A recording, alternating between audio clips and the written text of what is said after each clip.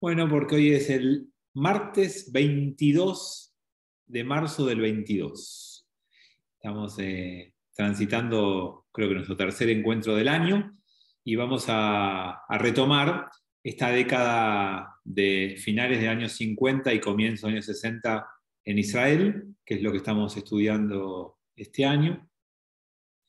Y vamos a retomar más o menos donde habíamos dejado la semana pasada, que espero que todos lo tengan en claro. Ustedes saben que todas las semanas después, un par de días después de la clase, se sube a YouTube la misma clase, por si alguno se la pierde, por si alguno no la pudo ver, o por si alguno le quedó algún tema para volver a escuchar. Siempre está disponible en YouTube, en el canal de Lambrot, las clases que nosotros compartimos. Bueno, estábamos hablando de Israel y esta época que les acabo de describir, y el tema que vamos a arrancar hoy tiene que ver con las relaciones externas. Nosotros vimos la semana pasada las fundaciones y las construcciones más importantes de Israel después de la guerra del 56 y antes de la guerra del 67. Estamos en ese periodo y vimos lo que pasó con la universidad, con el hospital, con carreteras y con diferentes construcciones y desarrollos, así como de la agricultura y la exportación y cosas que analizamos el encuentro pasado. Y llegamos al punto de analizar las relaciones externas o exteriores de Israel. Esas relaciones se fueron expandiendo año tras año. Yo les quiero recordar que con Estados Unidos, que hoy tenemos una relación muy estrecha, desde la creación del Estado hasta esta década del 60 no fue tan buena la relación. Si bien Estados Unidos votó a favor de la creación del Estado de Israel, no fue de nuestros principales aliados ni por casualidad. Tenemos mucho más cercanía con Francia que con Estados Unidos en estos años. Y esa relación de a poquito empieza a acercarse a Estados Unidos, empieza a acercarse a Gran Bretaña, que eran estos países occidentales con los que habíamos contado para la votación, pero con los que no teníamos tanta cercanía, ¿sí? Los países de Latinoamérica y algunos de África tenían mejor relación Israel, y se empezaron a desarrollar amplios programas para que estas relaciones empiecen a rendir frutos, y eso en las relaciones implicó intercambios médicos, intercambios de ciencia, de maestros, de ingenieros, de agronomía, digamos, todos temas de intercambio para bien y mejora de cada uno de los países, y en esto Israel intentó insertarse en el mundo y ser un país más en esta conformación de este país incipiente. Por supuesto que también había cuestiones con los grupos juveniles, donde también había ganas de compartir y demás. Pero el tema que yo les quería dedicar un rato no es este, es de las relaciones internacionales y de los desarrollos, pero es el que más difícil fue, el más complejo y el que quiero que nos dediquemos un ratito, que es el restablecimiento de relaciones exteriores entre Israel y Alemania. O mejor dicho, al establecimiento de relaciones exteriores entre Israel y Alemania. Eso va a ocurrir formalmente con un intercambio de embajadores en 1965. Pero para llegar a ese intercambio de embajadores en 1965 hubo que trabajar mucho previamente, ¿sí?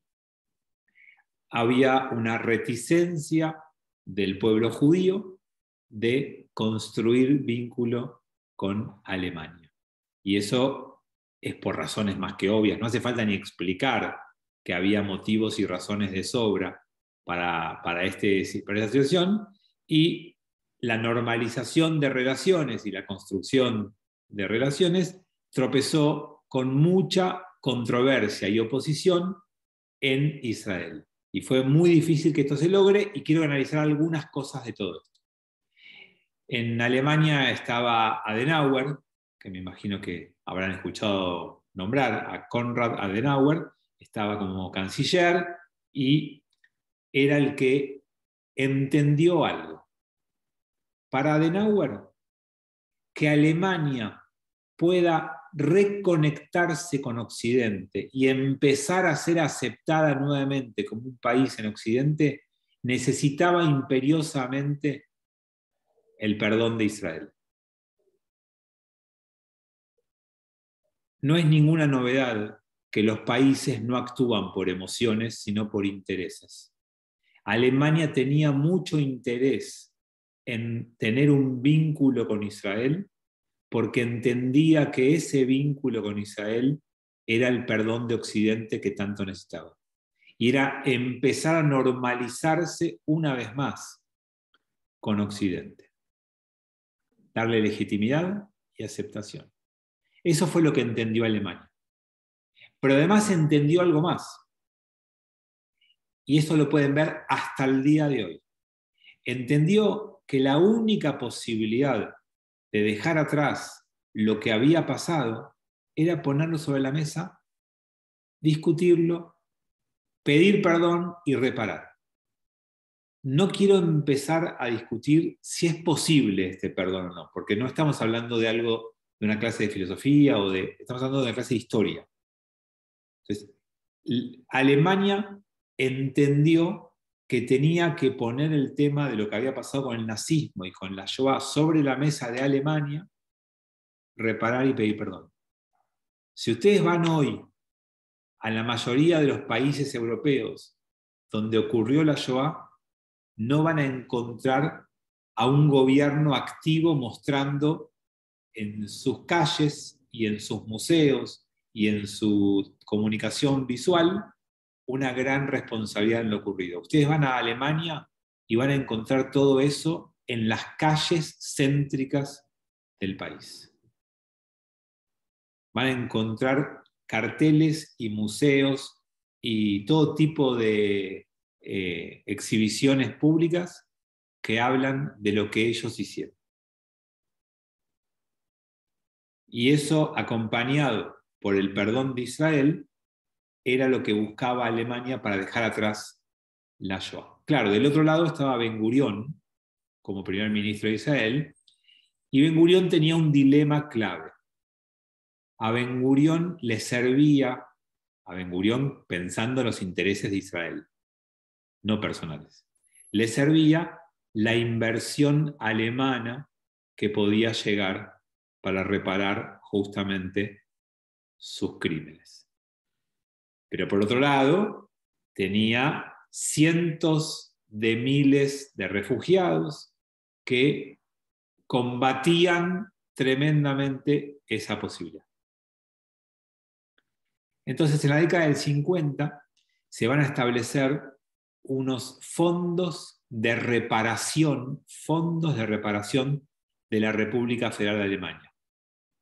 Esos fondos de reparación son los que le permitieron a Israel en estos primeros años del 50, cuando no tenían la capacidad económica de enfrentarlo, la posibilidad de construir infraestructura muy importante. Carreteras, ferrocarriles, transporte marítimo, industria que pudo ser desarrollada con esos fondos de reparación. Pero, como hablamos en términos históricos, Alemania no hizo todo esto desinteresadamente, porque no entregó la mayoría de esto en dinero, sino en bienes. Entonces, al mismo tiempo que Alemania pagaba reparación, reconstruía su propia industria. Porque el gobierno alemán le pagaba a su propia industria para que produzca estas cosas que eran enviadas gratuitamente a Israel. Entonces, Israel tenía la reparación, pero no tenía el trabajo de esa reparación. Ese trabajo quedaba en Alemania y eso le permitía al gobierno alemán, que tenía que reconstruir un país entero después de la guerra finalizada en el 45, estamos en los primeros años del 50, estamos a muy pocos años de toda esa situación, entonces fue un acuerdo que benefició internamente a Alemania y a su propia industria. Entonces, ese tratado se firmó en 1952. En la ciudad de Luxemburgo, no importa, en un lugar de Europa, firmaron y acordaron el pago de una cifra millonaria. No sirve de nada hablar en términos de los números exactos porque con todos los procesos inflacionarios es muy difícil de establecer. La cifra fue en marcos alemanes. No importa. Era una fortuna a pagar a Israel en bienes, como les dije recién. Y además hubo otro fondo que tenía como intención pagar indemnizaciones a organizaciones judías que actuaban en nombre de los sobrevivientes. O sea que hubo dos destinos diferentes del dinero. Por un lado el Estado de Israel y por otro lado a las organizaciones que nucleaban a sobrevivientes que pedían indemnizaciones. Todo esto fue acordado y se empezó a pagar a partir del año 1952. Esas reparaciones después tuvieron reajustes permanentes y las cifras crecieron varias veces los montos acordados originalmente. Y después, con la unificación de Alemania, hubo más fondos por la parte de Alemania Oriental que no había entrado en el acuerdo. O sea que el flujo de resarcimiento por lo ocurrido en la Shoah fue un flujo muy importante que duró muchísimos años y que implicó varias veces de incremento de los montos originalmente pagados. Eso no implicó que no hubiera tremenda resistencia del lado israelí, de la ciudadanía, de los habitantes de Israel, y hubo manifestaciones en la Knesset similares a la de hace pocos días en el Parlamento argentino, con piedras, con rotura de vidrios, con una manifestación para mostrar descontento muy fuerte, encabezadas por un líder de la derecha de ese momento que se llama Menachem Begin, que estaba fuera del gobierno y estuvo fuera del gobierno muchos años, y fue uno de los líderes que lideró las protestas y que entendía o argumentaba que era tomar dinero manchado con sangre, que no estaban dispuestos a aceptar un dinero porque eso implicaría, para Menachem Begin, implicaría perdonar los crímenes nazis. Pero el proyecto no era perdonar, sino aceptar una indemnización por lo ocurrido, que no es lo mismo que perdonar. Les recuerdo que para la concepción judía clásica, el único que puede perdonar algo es la propia víctima. Nadie puede perdonar en nombre de otro. Por lo tanto, no estamos hablando de que alguien en nombre de los judíos asesinados en la Shoah pueda extender un perdón, pero por supuesto que para muchos puede haber sido visto de lejos como un perdón y no querían dar esa posibilidad, mientras que quienes estaban en el gobierno y tenían que gobernar entendían que necesitaban desesperadamente esas reparaciones. ¿Por qué? También entendamos el por qué. Los nazis no solamente asesinaron a los judíos, sino que los despojaron de todos los bienes. Cuando Israel, con Ben Gurión a la cabeza, acepta estos resarcimientos, lo que está diciendo es, nos están devolviendo lo que nos saquearon. Esto no es un dinero que ellos están pagando para lavar culpas. Este dinero es del pueblo judío. Es dinero saqueado durante la Shoah. Entonces, las discusiones tenían argumentos de ambos lados. La Knesset fue un lugar de mucha presión y de mucha ebullición, y finalmente, con 60 votos a favor y 51 en contra, miren la paridad, les doy los números para que vean la poquita diferencia, con esos pocos diputados de más, lograron aprobar este acuerdo. Eso hizo que Ben Gurión y Adenauer tuvieran una reunión cara a cara que se provocó en Nueva York, si alguno quiere saber dónde, en el Waldorf Astoria, ese fue el hotel en el que se generó la reunión, y el 14 de marzo de 1960 se vieron las caras. 1960, o sea, fueron varios años en el medio en donde se fueron pagando indemnizaciones y donde hubo luchas y peleas internas en Israel para aceptar y firmar, y finalmente provocó esta reunión, y allí, por supuesto, hubo más dinero que se volvió a negociar, y otro dinero en forma de préstamos, que también llegaron de Alemania a Israel, ya sí, en forma directamente de divisas, a través de préstamos que otorgó Alemania a Israel.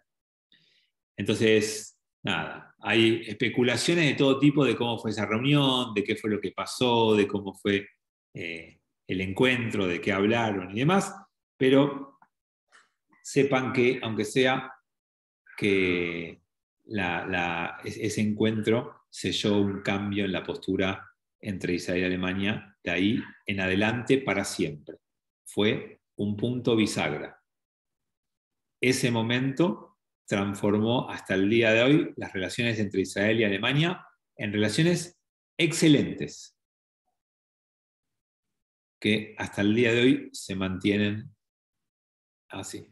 Por supuesto que muchos judíos del mundo, muchos de Israel y del mundo, no acordaron, estuvieron entristecidos, con bronca, con enojo, con todo tipo de sensaciones, pero todas contrarias respecto a todo esto. Incluso una facción de la Knesset quiso destituirlo a Ben Gurión.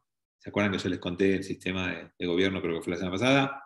Que con una moción de censura, si logran la cantidad de diputados, cae el gobierno. Se intentó, no se logró, no se consiguió, pero hubo una moción de censura a Ben Gurión por esto que había hecho con Adenauer. Bueno, a ver, 1960. Todo indicaba que a partir de allí, Adenauer y Ben Gurión, Israel y Alemania, iban a tener buenas relaciones. Pero ocurrió un hecho que todos ustedes conocen y que le voy a refrescar un poquito el orden, que volvió a tensar esas relaciones. El hecho es Adolf Eichmann, caso emblemático que ahora los voy a resumir. Yo sé que muchos de ustedes conocen esa historia, pero quiero poner toda la información más relevante y más importante en común, pero antes veo que tengo dos chats y quiero ver de qué se trata.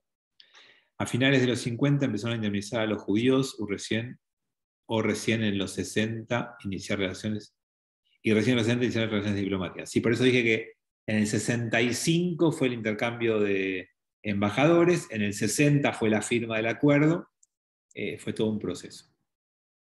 ¿Qué destino le dio Israel a los fondos? Lo que conté, que infraestructura, digamos, marítima, carreteras, mucha infraestructura para maquinarias, para empresas, y muchos autos también fueron. Durante muchos años en Israel era muy común ver Mercedes-Benz, incluso como taxis y demás, porque llegaban muchos en los formatos de este acuerdo, y después llegaban también sin impuestos, y por eso es muy común que haya taxis Mercedes-Benz. ¿Cómo tomaron los alemanes los pagos a Israel? La verdad que no sé detalles, pero lo que les puedo decir es que el pueblo alemán entendió que necesitaba hacer esto y se hizo, y no hay grandes oposiciones. Y como les dije, ustedes van hoy a Berlín, caminan por las calles de Berlín y la Shoah está ahí. En cambio, van a Polonia y uno pregunta por la Shoah y te dicen, acá no pasó nada, nosotros no tenemos nada que ver, vayan a Alemania. Y vas a Viena y te pasa lo mismo, y ningún otro país hizo lo que hizo también. Nadie fue tan responsable como Alemania, por supuesto, está claro, pero nadie hizo el trabajo que hizo Alemania post-nazismo y Segunda Guerra Mundial. Bien, dicho esto, vamos a poner en común algo sobre este personaje, Adolf Eichmann, castellanizado, de este judío, perdón, de este alemán austríaco que estuvo a cargo de la logística de la solución final. Él estuvo a cargo de la cuestión judía primero, era el encargado de la cuestión judía, y trabajando para las SS y para su jefe directo, Heinrich, que era uno de los más altos jerarcas nazis de Hitler, facilitó toda la gestión y la logística para la deportación masiva de los judíos. Estamos hablando de la deportación de millones de judíos a guetos y a campos de exterminio de Europa Occidental hacia Europa del Este, hacia Polonia o hacia lugares de Europa del Este. Esa es la gran tarea inicial de Eichmann, por la cual fue juzgado después de haber sido capturado por el Mossad en mayo de 1960. Este fue el momento en el que lo capturaron y lo llevaron a Israel. Ahora les voy a recordar un poquito cómo fue todo esto. Y lo llevaron para hacerle un juicio público, filmado, transmitido, con periodistas en el lugar, con gente que analizaba. Y este juicio puso sobre la mesa mucha información, muchos datos del sufrimiento del pueblo judío durante la Shoah, y sirvió mucho desde lo pedagógico para transmitir al mundo lo que habían hecho los nazis. Todo el juicio narra la invasión nazi a la Unión Soviética, con la primera parte del genocidio planteado con ametralladoras, con fusilamientos, después la planificación que le encargan a Eichmann para todas las movilizaciones, después la conferencia de Wannsee, que es enero del 42, con la decisión de la solución final, y a partir de allí toda la logística de Eichmann para todos estos campos de exterminio. Y después, en 1944, también se le acusa de que Eichmann fue el encargado, una vez que Alemania invade a Hungría, para él supervisó en persona las deportaciones de los judíos de Hungría. Aclaro esto porque hasta Hungría la tarea de Eichmann podríamos decirlo que era más burocrática, era más de planificar y registrar, de llevar planillas y de llevar inventarios y de escribir y planificar todo el traslado de los prisioneros. Pero en el caso de Hungría hay testimonios y testigos que muestran que él estuvo presente supervisando la deportación de los judíos de Hungría. Estamos hablando de unos 450.000 judíos deportados de Hungría a campos de exterminio en 1944. Todos, obviamente, asesinados. Bueno, ¿qué pasó? Cuando terminó en el 45 la guerra, los americanos lo apresaron a Eichmann y lo pusieron en un campo de detención, pero se escapó. Las cosas que decís increíble, se escaparon muchos jerarcas nazis, él fue uno de los que se escapó, y entonces se terminó trasladando a diferentes lugares para que no lo encuentren, y más o menos en 1950 llegó a la Argentina. Llegó a la Argentina, obviamente, con papeles falsos entregados por un obispo de apellido Udal, o Judal, con H al principio. Esto le dio un asilo en la Argentina. Todo esto lo sabemos por el Mossad, que estuvo investigando y recopilando información de inteligencia, y en 1960 confirman que es la misma persona que está en la Argentina, es el criminal de guerra nazi Eichmann.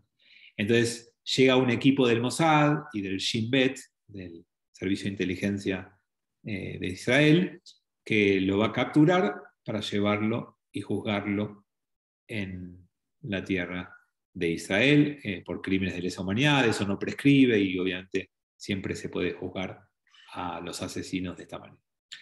Bueno, ¿cómo fue que llegó a la Argentina y dónde se estableció? Él tuvo estos permisos que les dije antes y llegó con el nombre de Ricardo Clement, que tal vez algunos lo hayan leído. Los libros, por ejemplo, La casa de la calle Garibaldi, es uno de los libros donde van a poder haber encontrado esta información. El clérigo, el obispo austríaco lo le dio documentos falsos, le permitieron llegar. Esos documentos, pasaportes humanitarios, estuvieron convalidados por la Cruz Roja, que también participó en su llegada. Y como les dije, llegó a la Argentina en el 50, y cuando llegó vía Génova, y cuando llegó se estableció primero en la provincia de Tucumán. Vivió en Tucumán hasta que logró un trabajo y pudo mudarse para acá, pero antes trajo a su familia de Europa en el 52. O sea, primero llegó él solo, después trajo a su familia, y a partir de ahí se mudaron, cuando vino la familia, a Buenos Aires, y tuvo malos empleos hasta que logró que Mercedes-Benz, casualidad, una firma alemana, lo contratara, y ahí empezó a trabajar hasta que ascendió a jefe de departamento. Construyó una pequeña casita en la calle Garibaldi, en la zona norte, y vivió allí, y tenía una vida absolutamente gris y rutinaria. ¿Cómo llegaron a él? Bueno, el primero que dio una alerta fue el Centro Wiesenthal, o Simón Wiesenthal, mejor dicho, después se hizo el Centro Wiesenthal. Simón Wiesenthal, que era el encargado no, él decidió ir a buscar a los nazis y encontrarlos a cada uno y llevarlos a la justicia. Él fue el primero que hace una alerta en el 53 por una carta que recibió de alguien que vio a Eichmann en Buenos Aires. Entonces, a partir de ahí hace una alerta. Lo que pasa es que la alerta va a un fiscal en Alemania, desoyen, no escuchan, miran por otro lado. Hay poca colaboración tanto de Alemania como de Estados Unidos y sus servicios de inteligencia para dar con Eichmann. Aparentemente todo esto está basado en que no querían que lo capturen. ¿Saben por qué? Como siempre, nos movemos entre países con intereses. Resulta que algunos ex-nazis ocupaban puestos de importancia en el gobierno alemán. No les importaba Eichmann, les importaba que la caída de un ex jerarca nazi pueda hacer caer en cadena a otros ex-nazis que estaban en el poder. Y estaban en el poder porque Alemania necesitaba a esa gente para seguir adelante, porque no podía reemplazar a todos, echar a todos. Por supuesto que corresponde y éticamente es lo que tenía que haber hecho, pero no lo hizo. Entonces preferían que el tema de Eichmann quedara sin salir a luz por las dudas de lo que eso podría haber implicado. Entonces fue recién, únicamente gracias a Wiesenthal y después a Israel, que a través de detectives privados y fotografías pudieron llegar a la familia, pudieron detectarlo. Primero dieron con un hermano, bueno, fue todo un poco más complejo, y después finalmente lo pudieron encontrar. Cuando lo encontraron, como les dije, en 1960, y se pudo confirmar la identidad, Israel tenía que planear qué iba a hacer.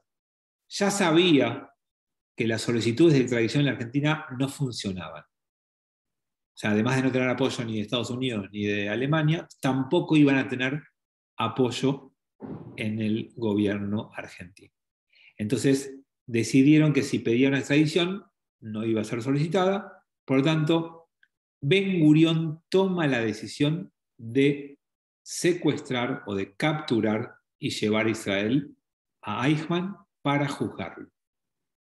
Y entonces llega una división con esa intención, y la idea fue llevarlo de vuelta con la delegación israelí que llegó el 25, los días previos, ¿no?, para festejar el 25 de mayo de 1960 los 150 años de la Argentina después de la Revolución de Mayo.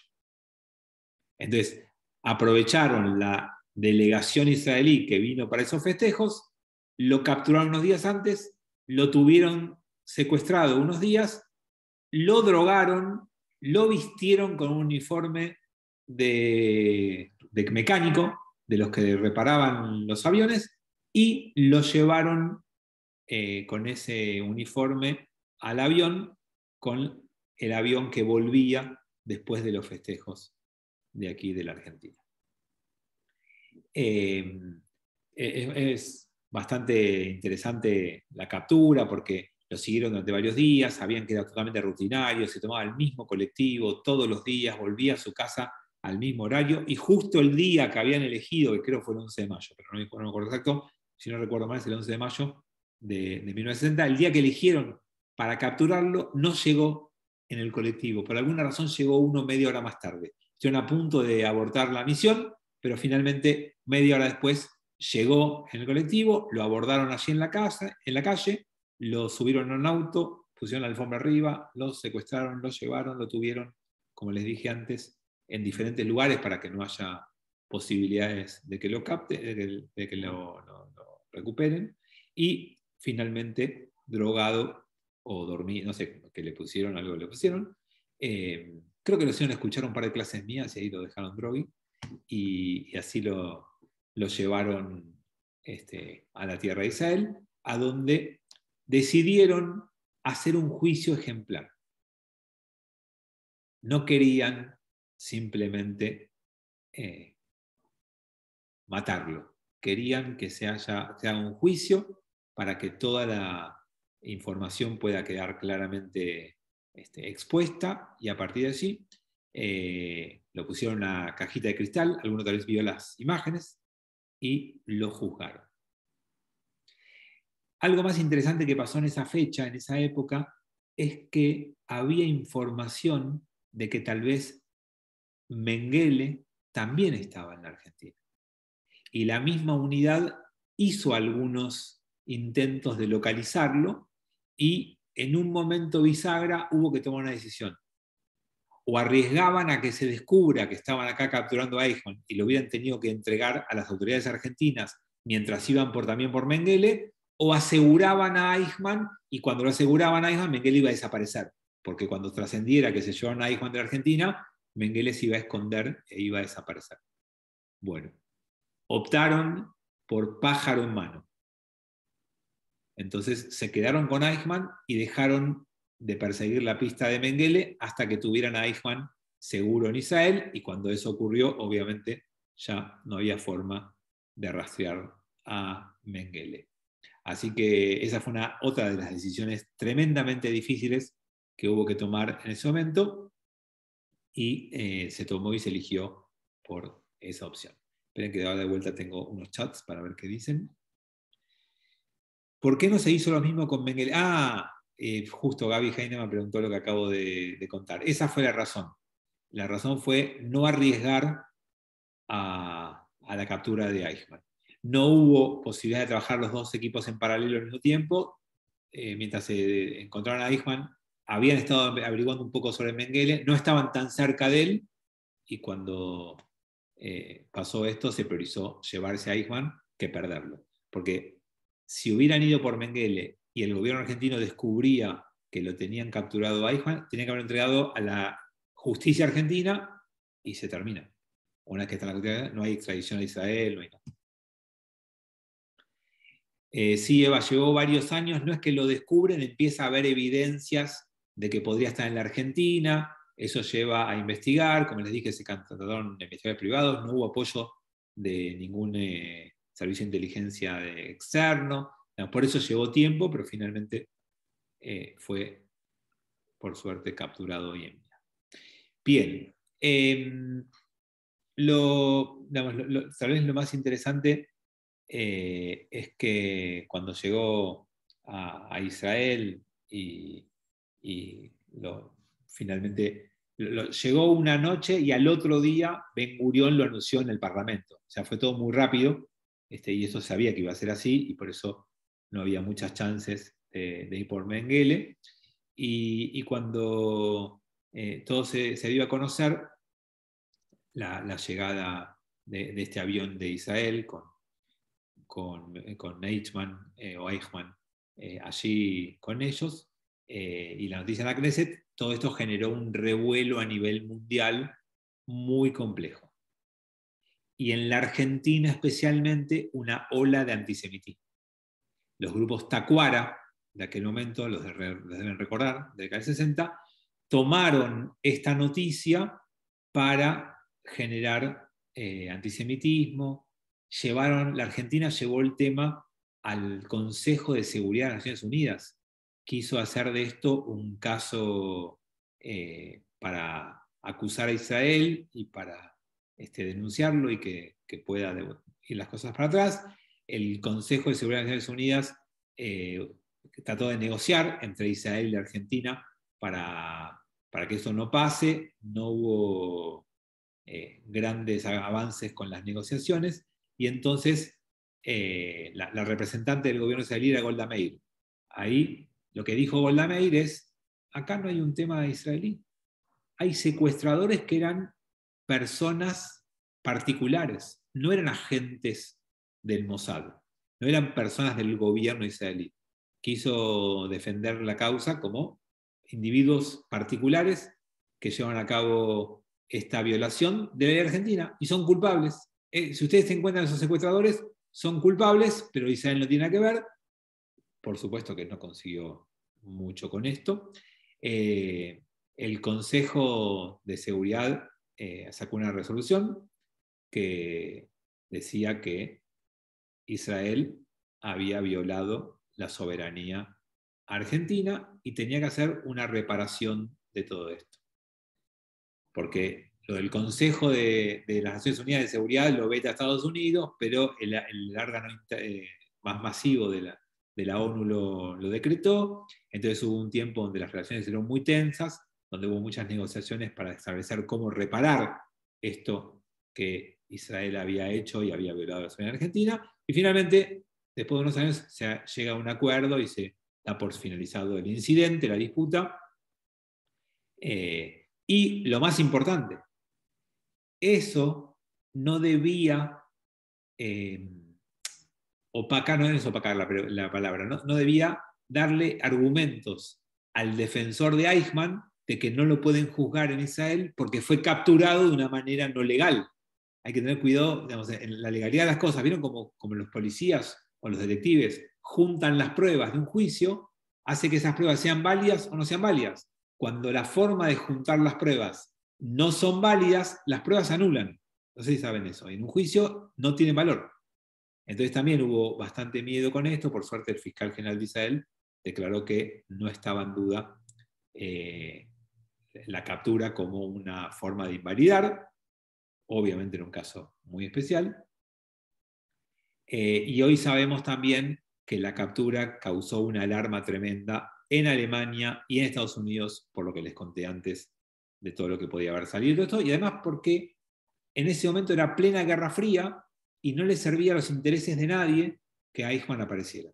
No era parte de lo que podían necesitar, entonces fue bastante choqueante para Estados Unidos y para Alemania todo esto. De vuelta, no por Eichmann, sino por todas las consecuencias que puede tener. Finalmente, no pasó nada con esos dos países y empezó el juicio a Eichmann. No sé si alguno leyó un libro muy interesante para entender un punto de vista de cómo se puede ver a Eichmann, es La banalidad del mal, de Hannah Arendt, que es una de las posibilidades de ver esto, que se plantea a un Eichmann como, perdonen la expresión académica de Harvard, como un Potts. No era un genio del mal, era una persona simple que seguía órdenes y que buscaba ser eficiente. Y que si le hubieran dado una tarea de eficiencia, de acomodar pelotitas en un galpón, hubiera hecho con mismo esmero el trabajo que hizo. Esa es una de las líneas posibles de ver lo que pasó.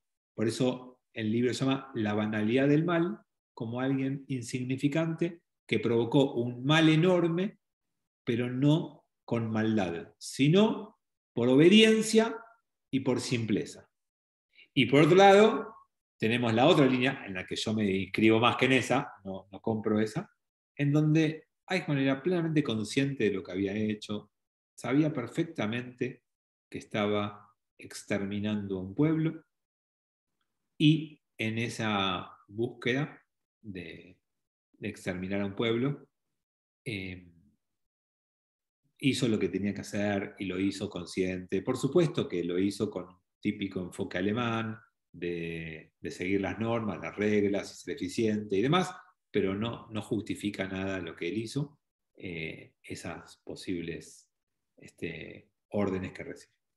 Bien, a ver qué más me ponen acá. No se podía haber dicho que los hechos no habían ocurrido en Israel, digo por el juicio. Los delitos de lesa humanidad, Robert, tienen como la posibilidad de ser juzgados en otro lugar y de nunca caducar, y Israel se entiende el derecho porque los sobrevivientes que habían sido deportados por Eichmann y habían sido enviados a un campo de exterminio por él y podían sobrevivir, pero que lo acusaban a Eichmann, estaban viviendo en Israel y fueron los testigos que lograron acusarlo y condenarlo, obviamente. Sí, hay más casos, el de Privke también, pero no se compara, el caso de Privke con Eichmann no se compara en nada. Ni la envergadura del nazi, ni tampoco el conflicto que generó en el mundo una cosa y la otra, son casos muy distintos. La doctrina del fruto del árbol envenenado, correcto. ¿Quién lo defendió? Un abogado del Estado, unos abogados que te ponen, porque no tenía un abogado y lo defendió. No, igual basó su defensa en cosas sencillas, en esto, en que él obedecía.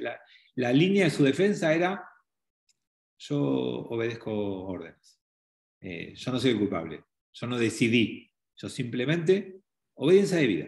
Digamos, esa fue el criterio de la defensa. Bueno, a grandes rasgos, esta es un poco el resumen de lo que les quería contar de Eichmann, porque lo último que quiero contar antes de que cerremos nuestro encuentro de hoy es que, además de un apoyo económico que Israel buscó por parte de Alemania y que lo consiguió, y que este acontecimiento de Eichmann casi vuela por los aires, ese acercamiento, y que fue difícil continuar adelante, también tenía otra dimensión más, que es la dimensión de las armas. Gran parte de los fondos de Alemania también se usaron para la compra de armas. Obviamente en secreto, esto se supo mucho tiempo después. Se compraron desde lanchas, tanques y armas de diferente tipo que Alemania suministró a Israel con canales todos clandestinos. Esto no se supo hasta mucho tiempo después.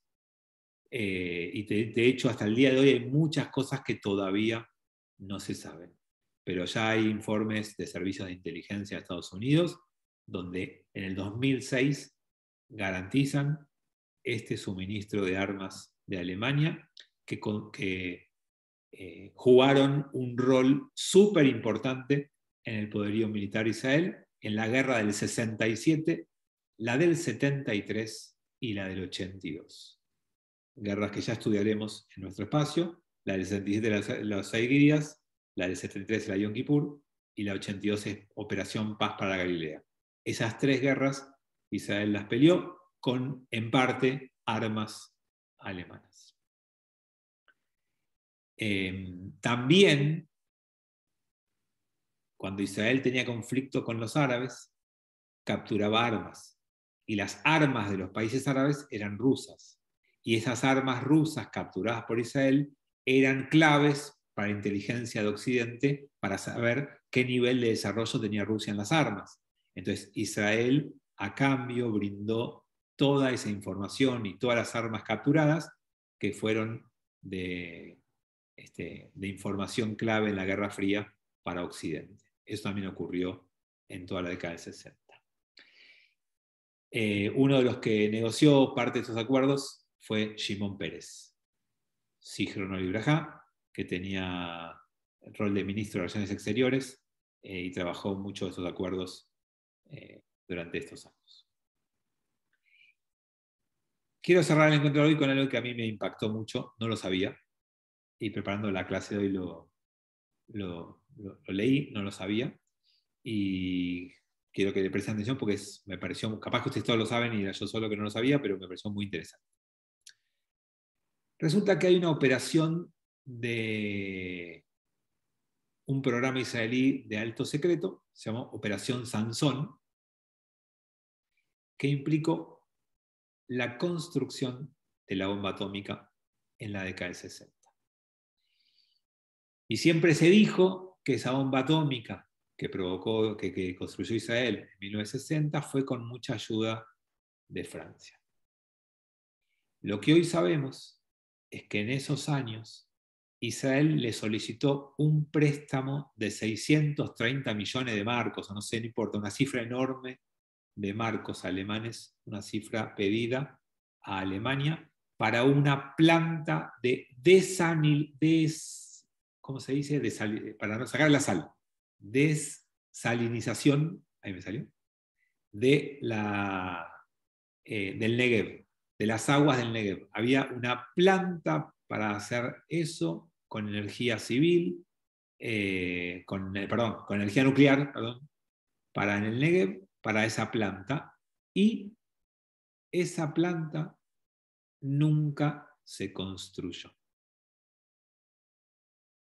Todo indica que el préstamo que le dio Alemania a Israel para esa planta fue el préstamo con el cual Israel construyó el reactor nuclear que tiene en Dimona, en el sur de Israel, y que después obviamente Israel empezó a decir que esto lo pudo hacer para fines pacíficos, para tecnología nuclear, para otras cosas, pero todo indica que fue así como Israel obtuvo los fondos para su programa nuclear. Nada, algo que nunca supe, tal vez ustedes sí sabían, pero que me impactó muchísimo cuando lo leí. Bueno, con esto cerramos nuestro encuentro de hoy. Hay un chat más. A ver qué dice. Bueno, dice Dimona, lo mismo que dijimos. Así que, ¿Puedo hacer una observación? sí, por ¿Puedo supuesto. hacer una observación? Y Samuel, por supuesto. Sí, Eichmann, hay diferencia entre Israel y el pueblo judío. A Eichmann lo secuestró el pueblo judío. Sí, da la casualidad que los integrantes, casi todos los israelíes son integrantes del pueblo judío. Pero yo personalmente pienso que la responsabilidad de Eichmann de haberlo capturado pertenece al pueblo judío, y los que actuaron como integrantes del pueblo judío. No tiene nada que ver por ese caso Israel en la responsabilidad. Eso pienso yo. Esa fue la defensa oficial de Israel. Samuel, lo que vos estás diciendo es lo que Israel contestó frente a las Naciones Unidas. El único problema, Samuel, solo el único problema que tenés es que los 8 integrantes del cuerpo que secuestró a Eichmann cobraban sueldo del gobierno israelí y eran parte del Shin Bet y del Mossad. Ese es el único problema. Pero eso no lo sabía.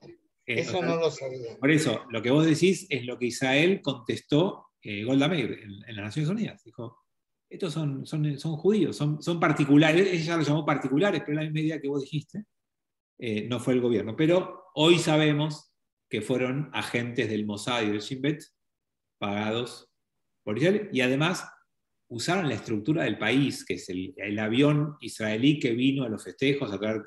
O sea, está claro hoy en día la participación oficial, pero obviamente que la respuesta oficial fue la tuya. De acuerdo. Amigos, en un ratito nos vemos. Muchas gracias. Que tengan buena semana. Shabbat Shalom, nos vemos el viernes si quieren. O el martes. Gracias. Gracias a todos, nos vemos. Muy bueno. Chao. Nos vemos, muchas gracias. Chao. Interesante.